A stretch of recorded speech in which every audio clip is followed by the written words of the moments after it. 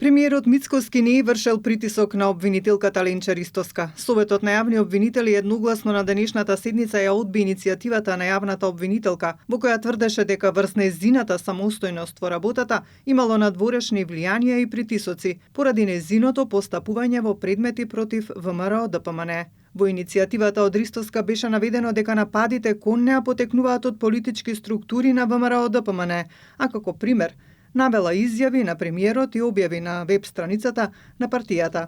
Самиот факт дека колешката Ленче во записникот имаше неконкретни ставови, значи имаше ставови од причини што од кога е почнато специјалното па до сега. Значи заради тоа ние сметавме дека во конкретниот случај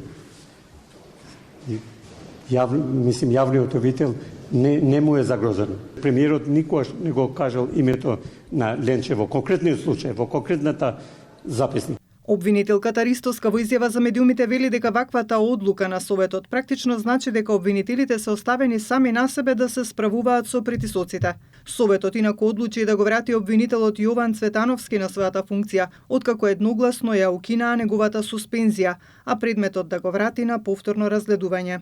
Констатирале пропусти во првостепената комисија во предметот за Цветановски. Констатиравме дека има пропусти во првостепената комисија и ние као Совет не можеме тие пропусти да ги разгледаме.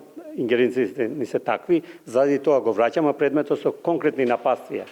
На истата седница Советот го прекина дисциплинскиот предмет против поранешниот виш јавен обвинител Мустафа Хајрулахи, бидејќи тој претходно поднел барање за престанок на функцијата. Хајрулахи беше суспендиран откако основното јавно обвинителство Штип поднесе обвинителен акт за 5 кривични дела. Хајрулахи категорично ги отфрли сите обвинувања, тврдејќи дека случајот е тенденциозен и политички монтиран со цел негово отстранување, поврзувајќи ја постапката со неговото постапување во врска со бонусите на СЈО.